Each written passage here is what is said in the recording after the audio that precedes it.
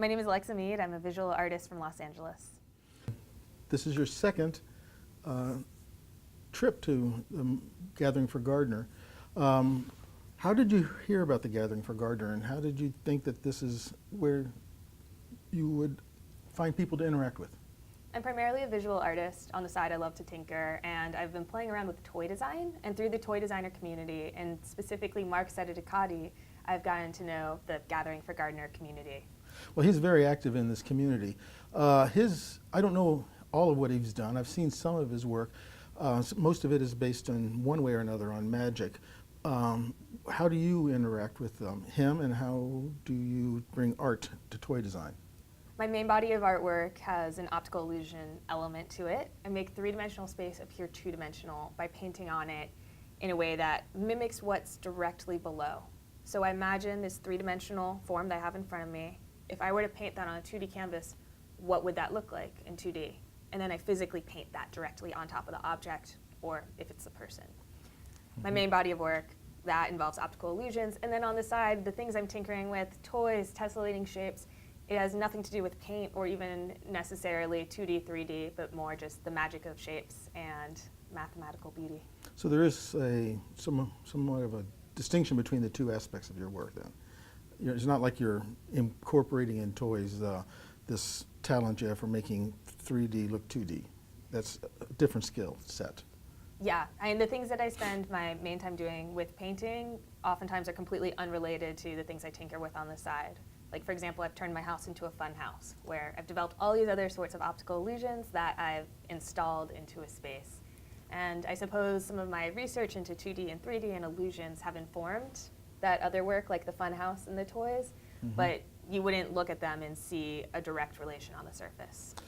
Now, when you say a toy house based on that, I guess the popular public, at least, thinks of like OK Go videos, right, which are these three-dimensional optical illusions. How is your house set up? My house has a lot of different things going on with mirrors and reflective surfaces. While lying in bed, I can see out of every window in the house at the same time because I have mirrors set up on angles in every room so that the light bounces around to all come to that one point in bed. There is a room in my bathroom closet that has dangling neon spandex, and when you wear these special diffraction grating glasses, you have this feeling of synesthesia where you feel colors physically touching your body as the spandex moves over you, but it seems disjointed from what you're actually seeing. Well, I'm actually fascinated by that because I've always thought synesthesia was a condition that only a very small people could feel and experience. But you think that more people can feel it this way? It can give that feeling of a mix-up of your senses. I don't think that it does the same thing in the brain that synesthesia does, but it does give you this feeling of a tactile nature to color. Now, your skill at making three-dimensional things look two-dimensional, you make it look like perhaps a person who's been painted looks like a painting of that person. But a good painting does try to produce three-dimensional effects. So how do you defeat true three-dimension while introducing the three-dimensional effects that a painting's supposed to have? It is a very interesting question. And first up, I mean, the measure of a good painting isn't how real does this two-dimensional surface look or how three-dimensional it looks. So that is something that a lot of artists will strive for. In the study of perspective and foreshortening, that's something that there's for centuries been this history of how do you craft an image that tricks the mind into thinking this two-dimensional space of a canvas has actual depth to it. In my work, I'm doing the opposite. I'm taking something that's three-dimensional and trying to collapse that depth, and so it feels like it is on a two-dimensional surface. But again, are you doing, a, so to speak, a bad 2D painting? Because a good 2D painting would give you the feeling of dimensionality. There is that contradiction within the picture plane because you could look at one of my pieces and you could feel depth in it, but it feels like painted depth. There's this almost paradoxical feeling where it feels lifelike but in a painterly way, and really you are looking at real life covered in paint. Now, people may be acquainted with painting people in public to appear to be the same as their background. There's been many examples of that. You don't dabble in that, but you are painting people, Yes. physical people, not to appear as if they blend into their background, but as if they were living paintings. Exactly, and that's so interesting because there is this history of painting humans to camouflage in with their surroundings, and what I'm doing is somewhat the opposite. I'm painting people to stand out from their surroundings. In this example of this man who I painted on the Washington, D.C. subway, he's painted to appear two-dimensional, almost immaterial, flattened, and yet he so dramatically pops out from the background. And there is that contrast between the 2D painterly vision of the man and then the 3D people around him. Okay. So rather than painting people to blend in and sink into the background, I'm painting them to be a heightened version of themselves, more colorful reinterpretation of what life can be. If this gentleman were to turn his face after you painted him, would the illusion be ruined? The illusion holds up from every possible angle. I paint all of the surfaces in the round, and it doesn't matter if, let's say he takes off his hat, the top of his head I've painted, so it'll still look like a painting. He could zip his jacket, he could cross his arms. Everything in the round will hold up the illusion of 2D. No, but again, a lot of painting involves adding shadow and other things. If it can be moved, then you must have a different conception of how shadow and other cues work. It's so interesting that you bring up shadow because that was how I initially developed this technique. I wanted to know what it would look like to put black paint down on shadows.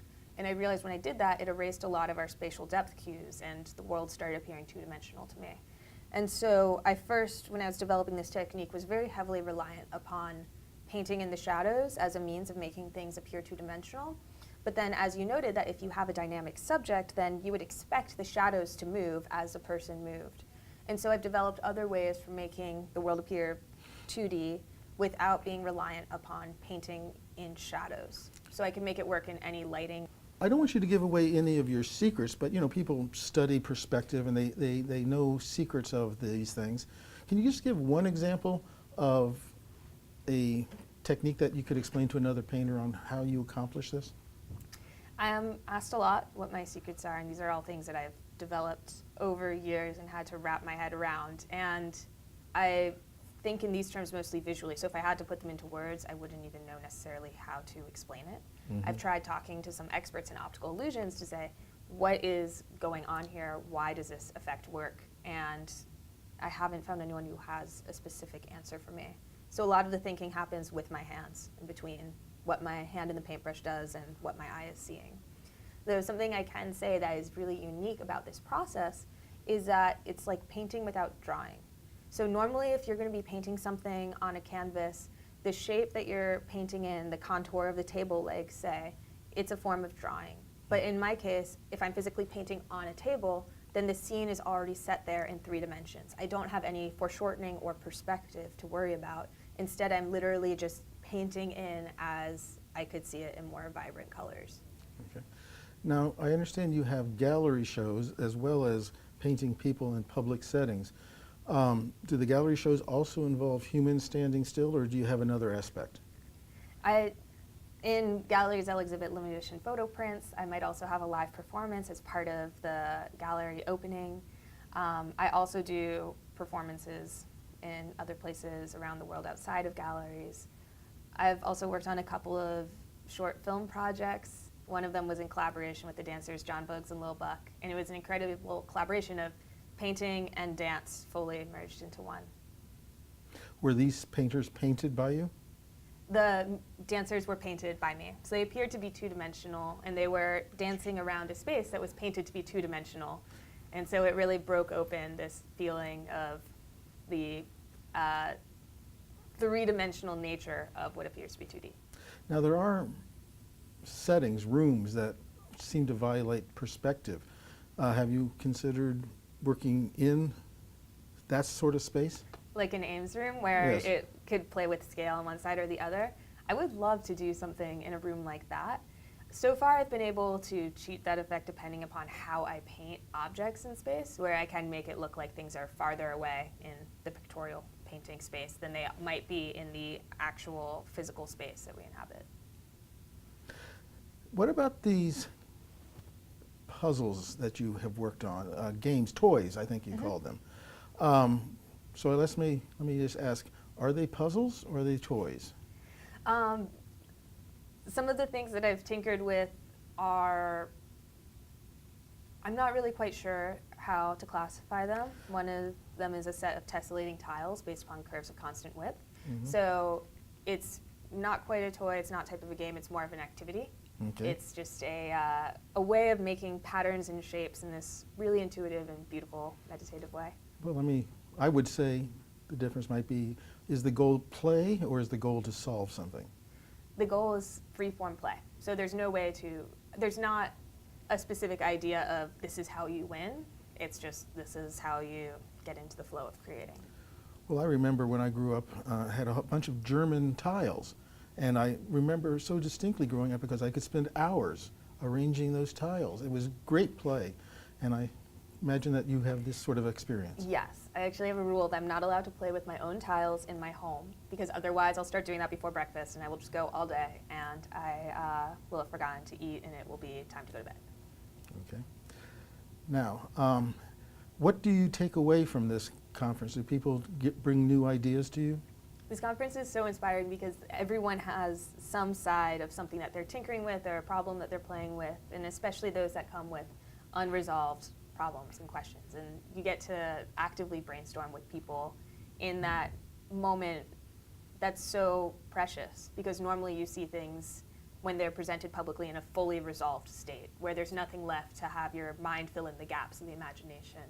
And so getting to be around the active firing of the synapses is really a inspiring experience. Now, we've focused on one type of art that you do. This is something you intend to do in the future? I'm not being a professional artist. I do not know how people transition from one mode to another mode. Are you in transition or are you still exploring this mode?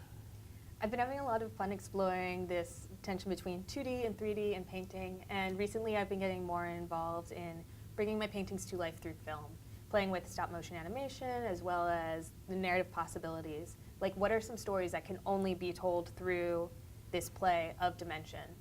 So not necessarily adapting Alice in Wonderland in my style, but actually a story that does take place between two coexisting paradoxical dimensions. Well, I'm a member of the Lewis Carroll Society of North America. I'm a fan of Alice in Wonderland. So they would probably appreciate such a film.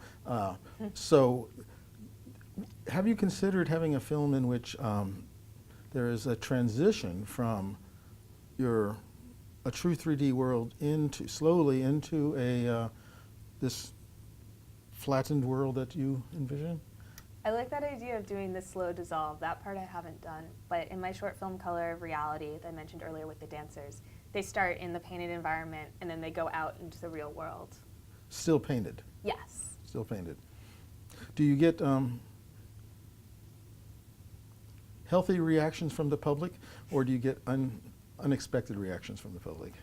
I've been very fortunate in the amount of response my work has gotten, especially the presence on the internet and other people sharing my work and the organic reach that it has had. I feel very fortunate.